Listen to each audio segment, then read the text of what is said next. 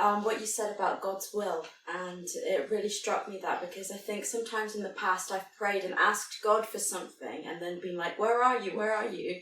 And then wanted things to happen in my timing. And sometimes I've had to wait years for God to respond, even like up to 10 years maybe. And it's just shown me that He's in control and that I should submit to His will. And yeah, things don't always happen when we want it in our timing. Sure. Yeah. Yeah, because again, does God answer every prayer? I would say yes. He answers every prayer, but in different ways. It's either He answers with an outright yes, He gives it to you.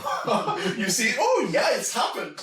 Or He answers by not responding, which means that's not what I want.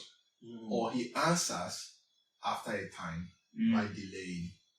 Yeah. And each of those answers have implications. When God answers yes immediately, okay, it could be, this is my will, I want it done. It could be like a little child. You are just beginning to ask things from your parents, and anything you ask, you get it. So you are excited. It is like that. Yeah, as a child. And that's the kind of friendship we have. When you get into friendship as friends, you keep asking for something. Sophia, can you give me something? Oh, yeah, sure. Then it gets to a point you say, come on, wait till tomorrow. And sometimes I can do it. I'm not ready for that. So that can be either you are just beginning to get, and that's what Teresa of Avila would call consolations in prayer. We get a lot of consolations. It's like God is responding to us. You feel excited and happy. But the time comes on that journey, you ask for something. It's like it's delaying. God is teaching us something. And that corresponds to the experience of the woman in the gospel who went to the judge, kept asking and asking. Or when Jesus talks about persistence in prayer, your friend comes in the middle of the night, asks for bread, and then, the friend is, slow to getting up. And Jesus says persistence will make his friend to get up and give him what he wants. So that can be, God may want to teach us patience, persistence. Be patient. Take it easy. And then he may also be saying, no, this is not my will for you. For instance, I remember there was a little boy when I was in the secondary school. I was, in my final year. He was just beginning. And I said, what would you like to be in life? He said, I want to go to America. That's what he wanted at that time. And I knew that was not going to be, with all the circumstances around, that won't happen. But probably later in life, he may realize his dream. But at that point in time, God may be saying, no, this is not what I want for you now. Okay? So those are kind of things. Or, you just, maybe you want to get something for the sake of showing off. Maybe I want to get a Ferrari just to show Daniel that I'm a big boy. And then you pray. Your intention is not clear. It's not pure. It's just to show off. God may just be saying, no, you don't need a Ferrari, because if I give it to you, you're going to, everybody's going to be under your feet. You're going to trample up everyone. Okay, so things like that. There's also the story of a man who was praying to God to win the lottery. And he prayed for many, many years. And finally he died. So when he got to heaven, he said, Lord, I prayed to win the lottery, but you didn't answer. I was waiting for you to buy the ticket. Didn't buy the ticket. He never bought the ticket. That was just an example. I also want to make reference to what we're talking about, consolation, how God, how in the beginning of a person's spiritual life or in the interior life, God grants lots of consolation. You pray, you get it. You do. It's just like you say, like a child, but afterwards, it's no longer the same. And it's like, because I try to explain it this way. Sometimes when God grants those things to you all the time, some people begin to confuse God with the consolation. Yeah, that's true. So anytime I pray, I feel the sweetness and the holiness and the presence. And when the sweetness and the holiness is there, therefore God is present. Yeah. When the sweetness and the holiness is not there, God is not present. And God begins to tell you, I have to teach you that even when that is not there, I'm still present. Yeah. So the second stage of training is learning to realize that even when you no more feel the consolations, it doesn't mean that God is not there. That really strikes me, because I think I see young adults really, and it's very interesting. Young adults these days who come to Christ, they have quite powerful consolations and experiences. To be able to come out of a world that is quite atheistic or agnostic in this part of the world, and I can think of people who have like it's through study, consolations through learning the truth, or consolations like in prayer. I know a young adult who was a drug dealer, and God just got him, just showered him with his love, and all of his addictions were cured like that.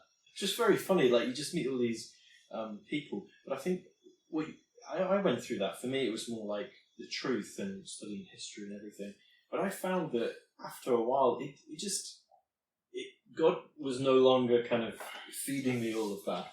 It kind of went through this dryness, and I had to just rely on faith rather than sight necessarily. It really resonates with me.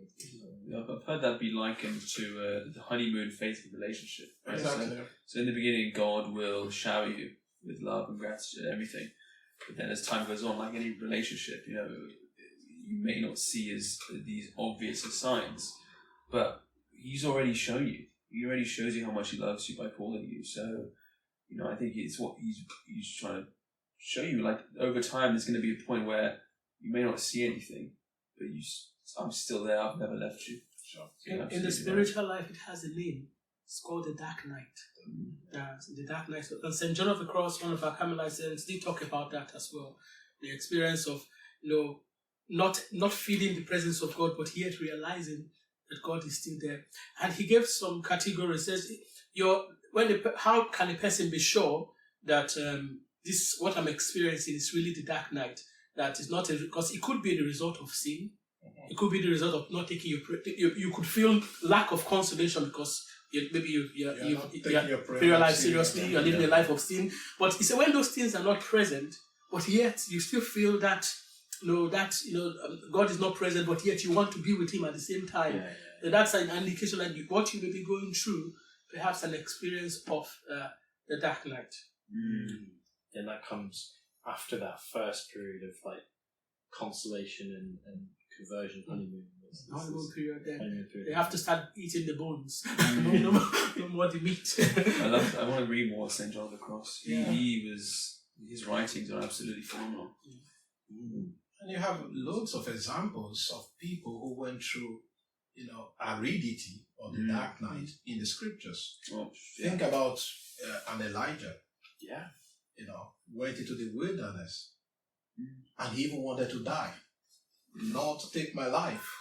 I'm not ready to continue this anymore. So that was a very difficult time for him. Think about Jesus himself in the Garden of Gethsemane. That he prayed, Lord, if it be your will, let this cup pass by.